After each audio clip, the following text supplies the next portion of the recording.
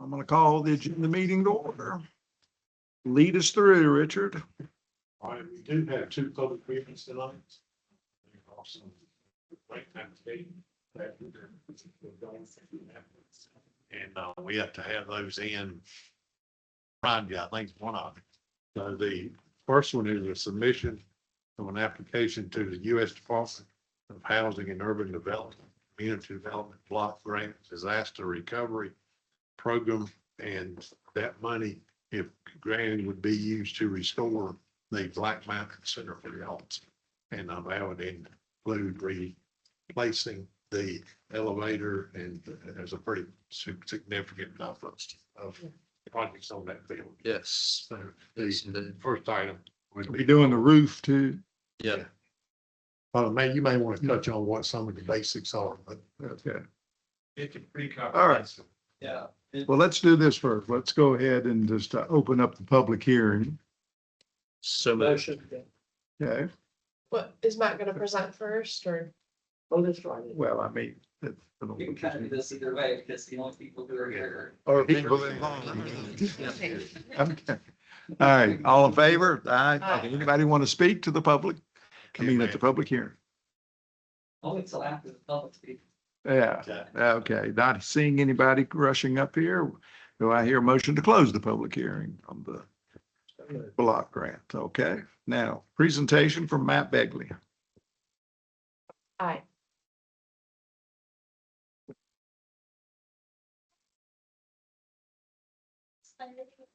Scott, the recovery project manager, and have been supporting that Okay. with a variety of your recovery projects. He asked me to join you today because we've got two on the docket. Larry is our savior. Well, thank you for all your help, Matt.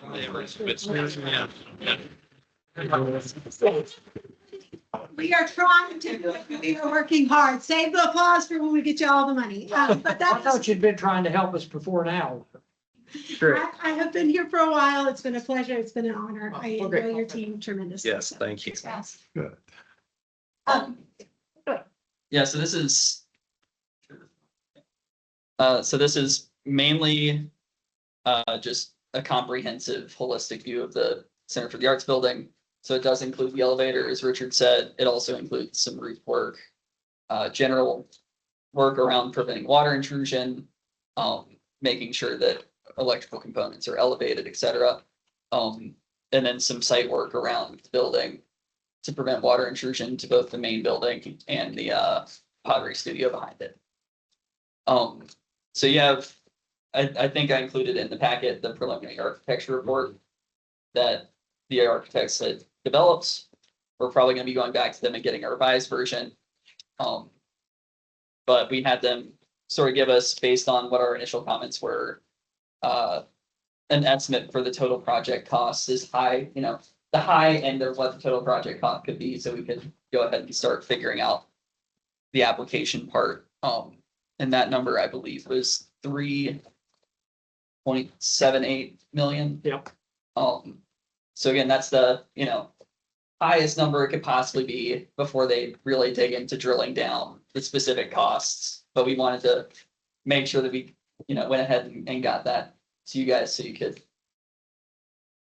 see that. If And it takes long enough, it might be right on the nose. Right. You know?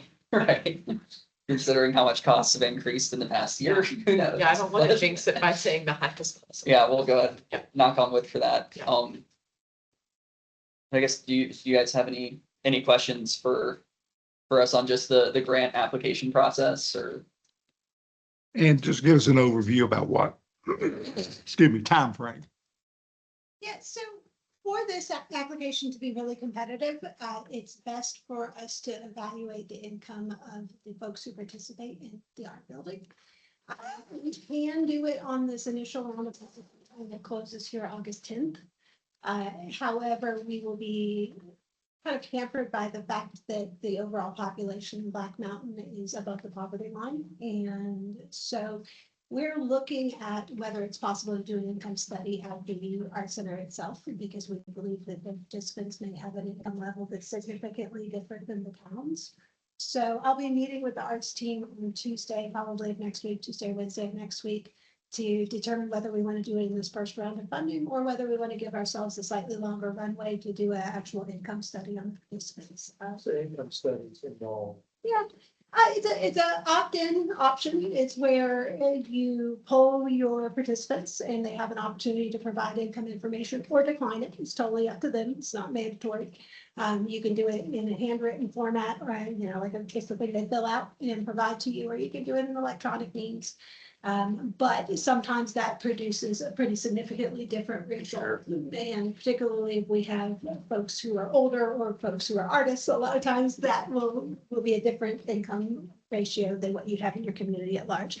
CDBG operates on prioritizing low income communities, right?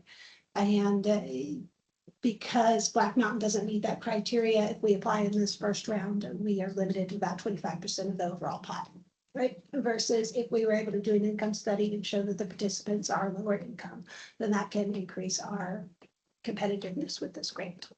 When you say 25%, are you saying the estimated cost or 25% of the pot of money that they have to share? Is Yeah, that- so if you can't qualify under the low to moderate income or under the threshold there, Yeah. then you're restricted to the urgent need category for Oh, CDBG gotcha. grants, right?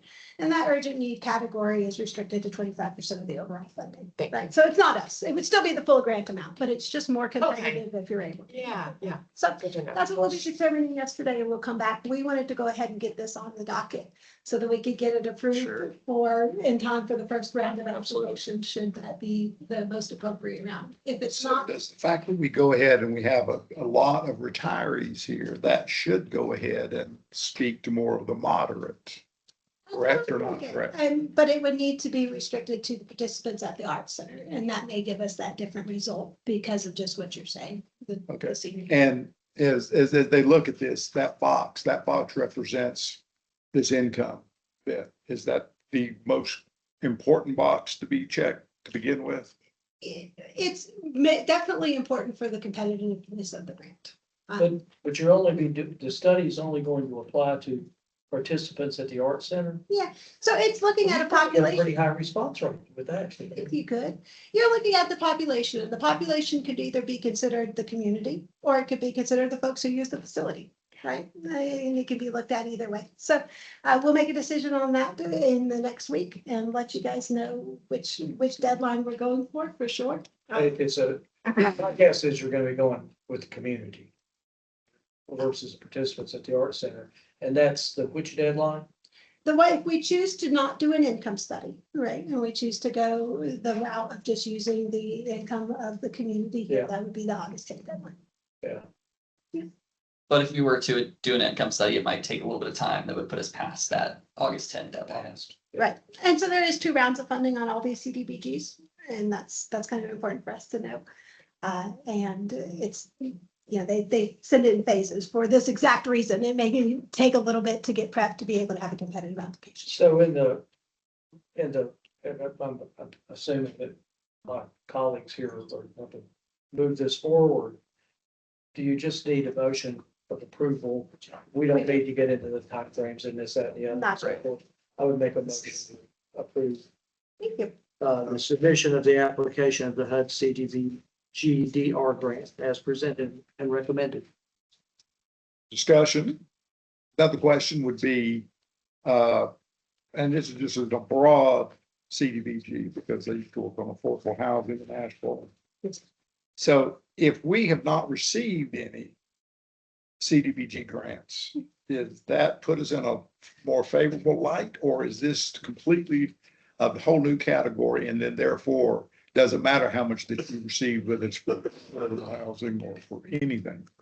That's a good question, because we have multiple tranches, just like you're mentioning, right? CDBG has a lot of different categories. We've got the one we're doing for the Arts Center is that commercial district revitalization. So that's a specific little bucket. And then the other one is the community infrastructure bucket.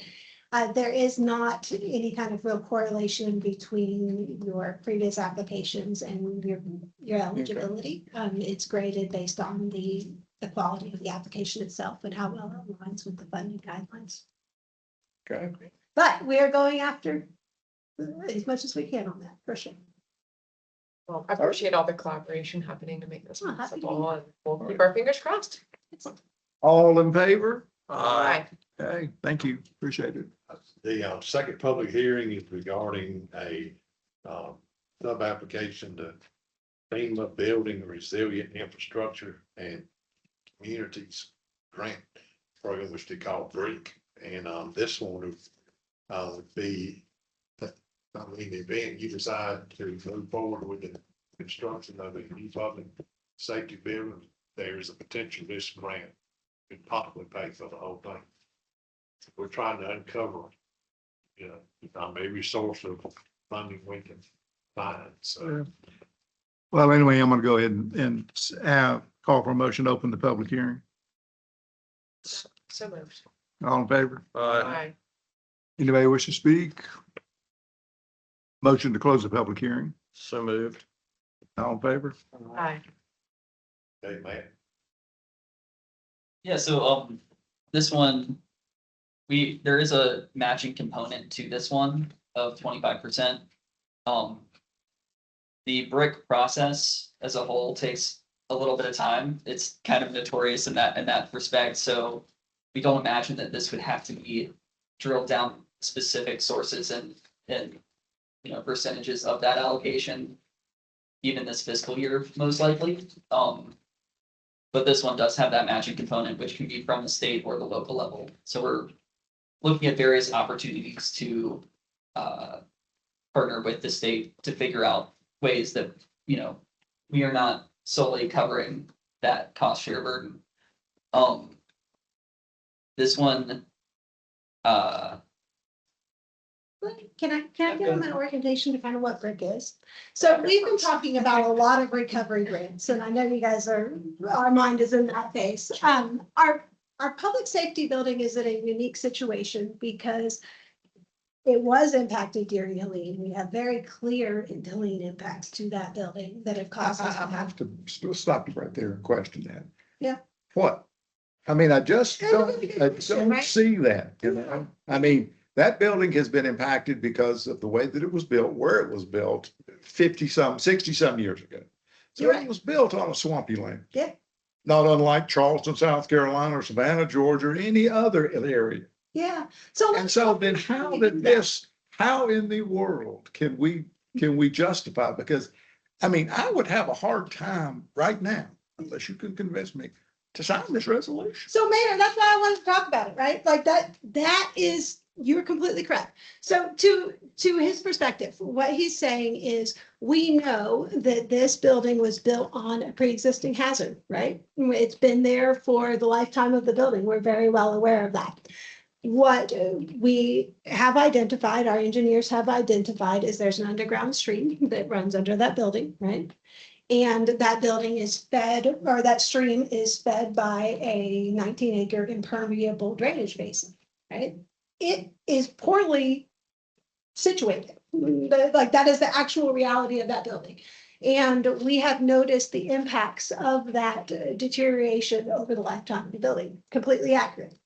The challenge is with FEMA, the eligibility is focused on direct disaster impacts. And we've had a challenge with separating the pre-existing condition of building and the hazard from the disaster impacts. So when I initially started reading all this information and trying to synthesize it just like you, right? I was like, where's the unique thing that is attributed to Helene?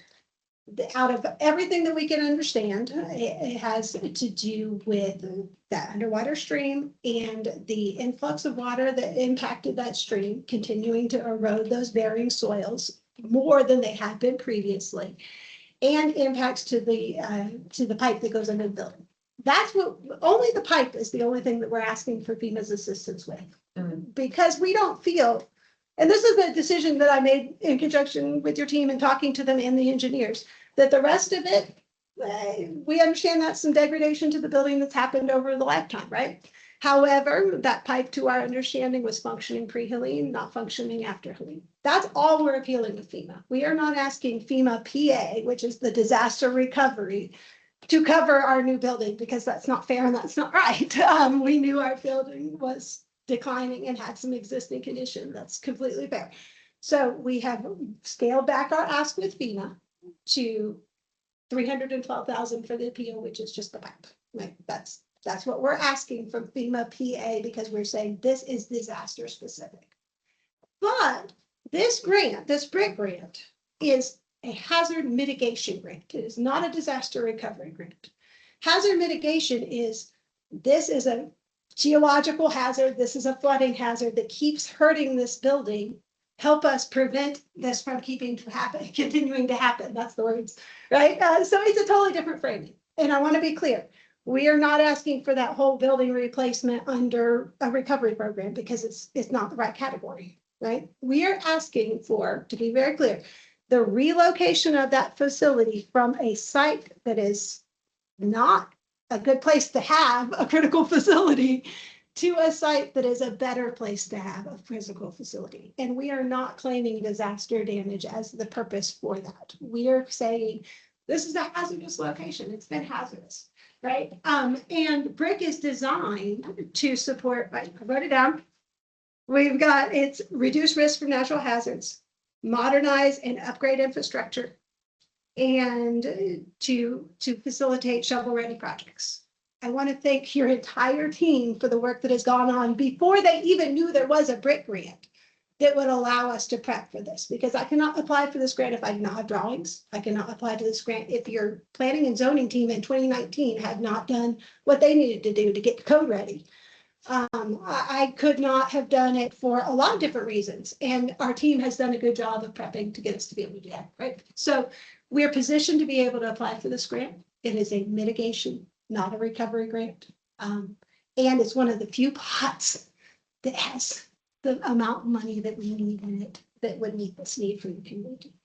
So what about the idea of going, so we could, Mhm. with this, with the first part of going to FEMA, because we've had core drillings on this Yeah. thing that have identified the stream. Mhm. And that in talking with several engineers, if we have a stream underneath the building, kind of like when they built the interstate out here, they had to reroute that entire river. Yeah. Yeah. So it's possible then that we could go ahead, apply for this, get this and reroute the stream around the backside of the building So we and costed that. fix the building. Yeah, so we costed that. We costed, because very valid, right? Like, what are our alternatives? For this grant, we have to evaluate 4 alternatives and provide our reasoning for whether that was a good fit or not for us. The alternatives that we evaluated were exactly that, because that's valid, right? We have a spot. Should we pursue that? The cost estimate for that came back about 10 million. If we do the site prep, it came back about 10 million more Who than the move. who in the wide world of sports came up with that $10 million to Man, reroute a stream around the back of it? I know, right? That's ludicrous.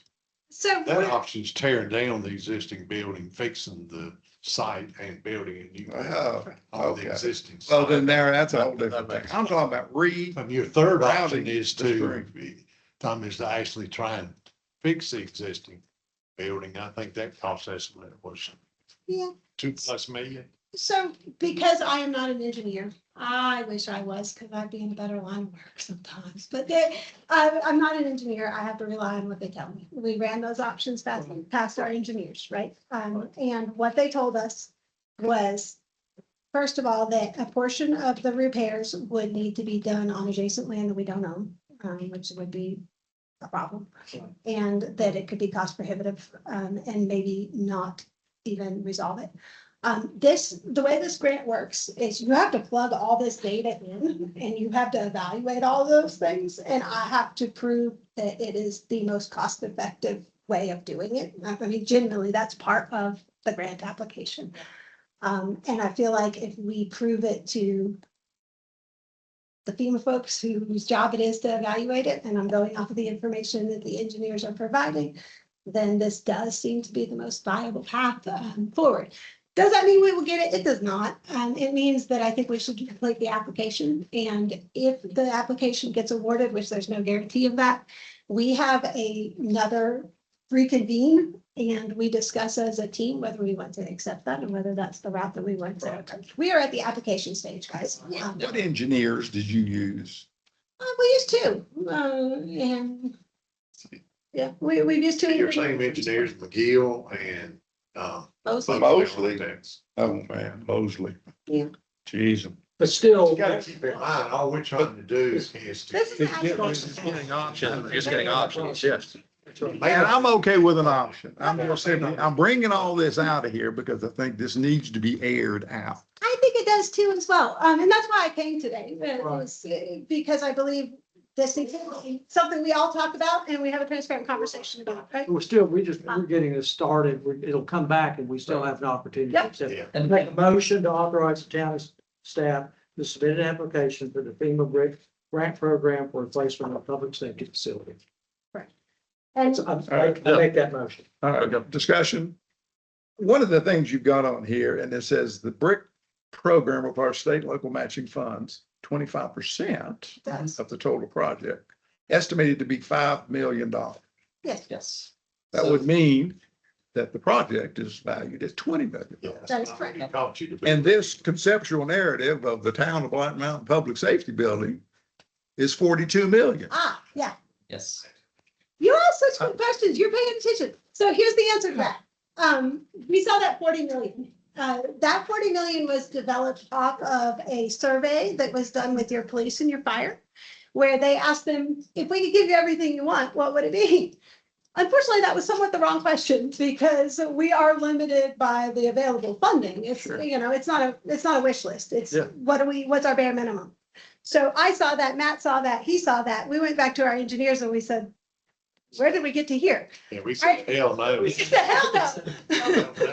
Yeah. I think I sent an email that said we can't do $5,000 per resident or something to Right, that effect. Right, so we said absolutely the same thing you did.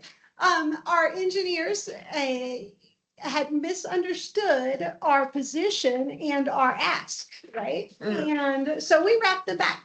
And not only do we wrap them back, we said, do that again for free, and which they did. And to their credit, they gave us one at 9:30 last night. My deadline on this grant application, by the way, team, is Friday at midnight, like tomorrow at midnight.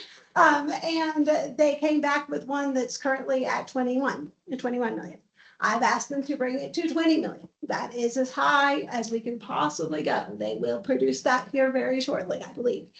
And that is a much more resilient facility that we're facing. Right now, our facility is not built anywhere near to the code that we need for critical facilities. So that's a huge part of the. Wait. Yeah. What do you mean it's not built to code? Had to be built to code. Oh, let me tell you what I'm talking about though. I'm not talking about regular code. I'm talking about there is a class 4 certification for a critical facility, right?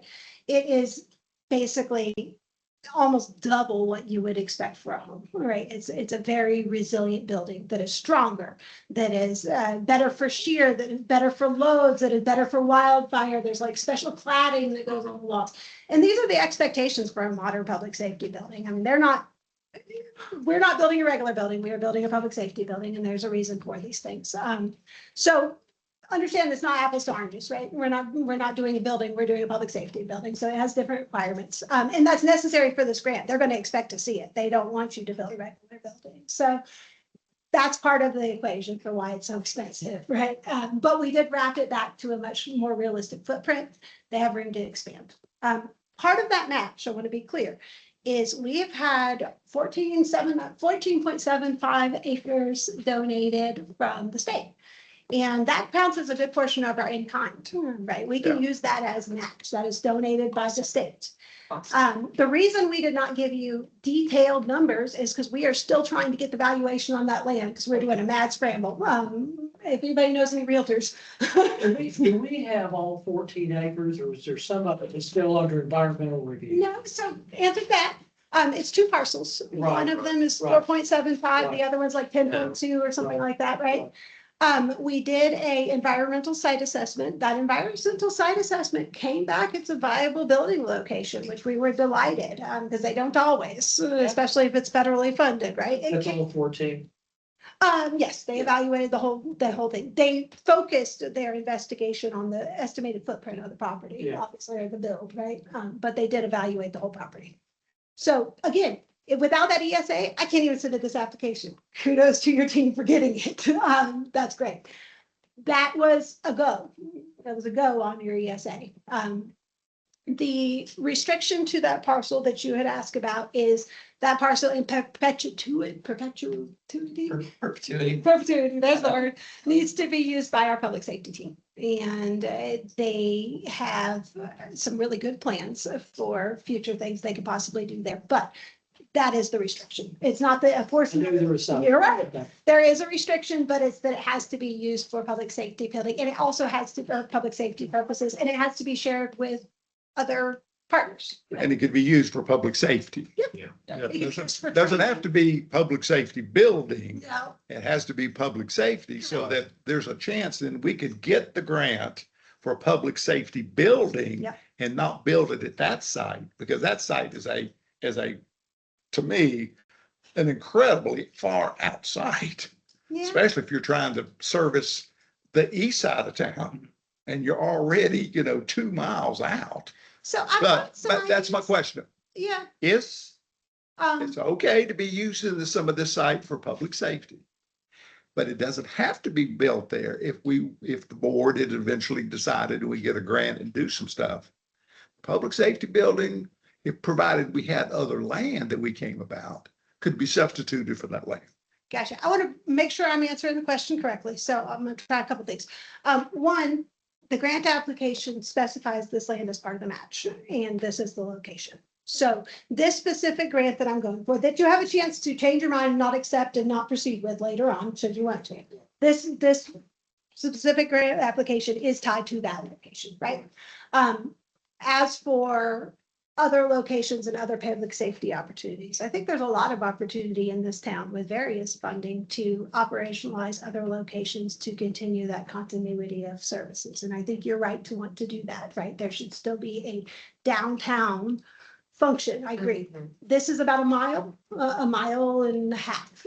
So I'm not super worried about, That's a good mile and a half. I had to measure there. it. I've I had to run, measure it. I've so- run it many times and it's longer than a mile and a half. There you go.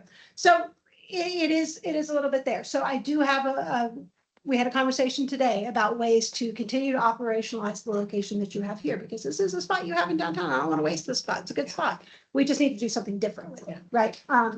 So yeah, those two thoughts is one, this application is tied to that location, but two, that does not mean we're limited to this location for future funding. And also, we have the opportunity to evaluate before we sign on the dotted Yeah. line. Should we be so fortunate as to get the. To be. Right. And I guess, Ordinate, you know, yes. two more things being, we again, don't have to have everything set in stone. We aren't signing the contract for the grant itself. That's a year out at least. So FYI. You know, For them to we have, determine. some time to determine, the costs that we're going to have to share for that 25% based on the appraisal of the land, based on how much we can do in kind services and how much that would apply to it. The other thing about this specific program is that this is the last year of that program. Oh, yeah. And so this is very much a one-time opportunity because the BRIC program is sunsetting after this. Yeah, this is the last year for BRIC. And we're actually really lucky they came back. Oh, yeah, they got a lot of money. Yeah, that's a good thing. This is a billions bucket.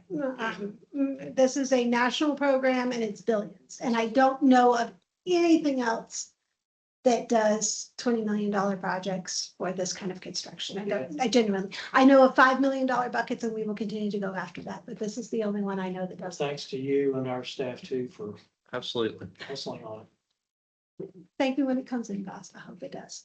Well, But if you can give us permission to apply for it, getting it off. Absolutely. We want options. Yeah. And so that's what you're giving us. So Yeah. thank you. And we vote on the motion, man. I'm getting ready to do that. Not trying to do your job, but slowly. I'm trying to figure out. We're just all remembering that there's motion made. The motion was made. And I just will say that I will sign this if the board passes it. I will sign it with reservations though.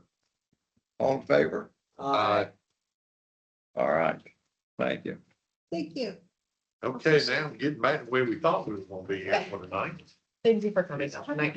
yeah, thank you. A pleasure. Thank you for letting me say. If you turn over to page 2 of the agenda for Tuesday night, the first item, number 2A, the appointment to fill the vacant seat. And I think applications are due tomorrow at 5. At noon, so you'll have all the applications prior to, Monday night. When do you anticipate we could get those? The ones we have now are in packets. Okay, so there might be additional ones that we get tomorrow afternoon. Is Yeah, that, before By noon lunchtime. tomorrow, if we do, I know that's when you'll get them, but I won't assume that, you can turn around that I fast. can get them before the end of the day. You just, yeah, send a scan, right? Right. Yeah. All right, then if you What's the do, number? What's the number you have now? I believe it's 6. Okay. Yeah. One. Yeah. Few of the same ones they had for the Yeah. other seat. I think all except one new and the rest are the ones they applied in paint. So, Oh, really? Is a new one which is a new? it's Raleigh, I the believe, way she Well, said, email y'all, us. he She sent us the email. Yeah. Gotcha. and those are in there right now. Right, What you got. right. All right, so if you do move forward with that appointment, then we'll do the actual oath of office. There are some appointments that have to be made to the Black Mountain Swananoa Chamber of Commerce. Executive Board is a primary member. Appointment to the Land and Sky Regional Council Board of Directors, alternate delegate, and appointment to the Friends of the Ponte Flora State Trail Board of Directors as an alternate delegate, which is the spots that he served. The next item, number 3A, is a resolution recognizing Doug Hay for his service to the town of Black Mountain. Under presentations and communications, you have a presentation from the Salvation Army of Buncombe County. You have an update from staff on the Bearwise program, maybe some possible steps forward, and then you have a presentation on the Fairway Drive Tomahawk Avenue stormwater project, so we'll update you on that project. Is that the new crater in Yes, number 5? yes, Fairway. yes. And I think Matt's gonna do that, but I think Ann Phillips will also be here. She'll kind of give you And let me just ask a couple of questions. how the history. Yeah, the history on it. That's what I Yeah, was. she's gonna bring that forward. when She comes. All right, okay. The history. So, Cause I don't either. I don't know if anybody yeah, knows so the Ann will be history. here for that. Matt will do the actual technical portion of the presentation, I think, right, Matt? Yeah, we'll tag team it. Yeah, we really just want to know when the hole's going to get. Well, we got good news and we got bad news. So, we'll cover that. Suspense. Uh-oh, that's a teaser. Okay. All right, moving over to page 3. You got the, under 8A, you got the adoption of the minutes, monthly tax collector report. A resolution to adopt the 2026 Buncombe Madison Hazard Mitigation Plan, which is a joint plan between Buncombe County and Madison Why did we County. feel like we already did that? I think you have to do it every so often. You probably did it a few years ago. You This is, made an amendment to, a text amendment to it, Okay, I was like, but the new one. Seems like it should be a couple months ago. Yes. thank you. yes, this is the new one. The second one is call for a public hearing for a 1-year moratorium for street dedications, which is something y'all asked for at the last meeting. Item 8E is a resolution to award the town drinking water resiliency improvement projects, architectural engineering to McGill and Associates. That is the $5 million water project that you got as a grant. And 8F is a resolution authorizing town staff to pursue the design for the decommissioning of the lower water shed dam, which you, I think did last meeting said, let's, instead of fixing the dam, let's decommission it. And this is the one in Dunsmore Cove, correct? This is the one Out at the watershed. Yeah, Dunsmore Yeah. Cove. Yeah, just. That's Dunsmore the Cove. little farm next to Yeah. Virginia Range. All right, the next item, 12A, the council approved a, temporary use facility for emergency housing at 1114 Monterey Road for 2 years. And you also gave the planning staff the option of extending that another year. I think they would like to hear from the board before they actually do that.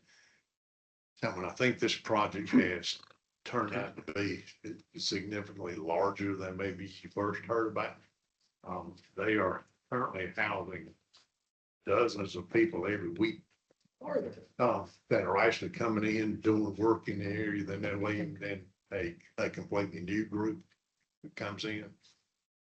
The neighbors aren't very They're not pleased. happy about it, so I guess you need to decide, Mayor, will you give them the opportunity to speak Tuesday night, because I'm sure you're gonna have some here. So, Well, I'm hoping that they would sign up, they would have, there would be 2 citizen comments. Yeah. So I'm hoping that they would, sign up at one of them. or if they don't, you'll have to decide if you'll let them talk during the actual Yeah. agenda item. So, I'll definitely let them speak. all right, and then, 12B is consideration of a resolution approving the finance terms for the purchase of the fire truck. 12C is a technical response regarding alleged use of email draft folders to avoid public records requests. We had our IT folks look at that. They have a report. And they do mention a couple of possibilities if you want to dig deeper into this. We'll explain all of that to you Monday night. 12D is consideration of the award of bid for the Highway 70 water line project. We have some options there for you to move that project forward. 12E is to concur with the NCDOT award of bid for the 9th Street Bridge project. There you have an option of not doing it or concurring with DOT awarding the bids. And again, we have some options there for you also if you want to move that project forward. And then, Or not moving it forward. yeah. Either or, that's up to y'all. You can move Yeah. it forward or you can say, no, we're gonna scratch it, but there's advantages and disadvantages both ways. Yeah. So, 12F is an update on, reactivating the town's wells. We got some actual costs for you there to move that forward if you want to. And then item 12G is several advisory board appointments. And then a closed session. Leslie, can I ask, have we had good response for the advisory boards? Much as last year. Okay, But we also don't have as many vacancies because we did this one last year, which was good. planning for sure, But, yeah. So you'll see in your packet, there's some for each of these. Some had multiple applicants. Yeah, So, I wanted to, point that out, that sometimes people get kind of funneled to where, just their first choice, or, where there are more openings or something, but we do have this, if someone says that they have interest in 5 different, groups, we have some ability to consider them for multiple, not add them to multiple boards currently, but consider them to plug in. there's one instance on here, with the planning board, since you don't have as many vacancies Right. for that. He Right, had put Board of Adjustment as an alternate, and we need 2 alternates on Board of Adjustment, so that's explained in your. thank you, packet, but- okay. So Wesley, on the ABC board stuff, those can be different individuals, the person we're appointing and the chair. Yeah. The chair can be any of the 3. After we appoint somebody, any of the 3. So it'll be 2 separate votes. Yeah, it'd be two votes. Yeah. And that's everything we've got, Mayor, for the agenda. Everybody's got. Anybody else got anything they want to say? If not, do I hear a motion to adopt the agenda? So moved. All in favor? Right. Adjourn. That's the first time in a long time we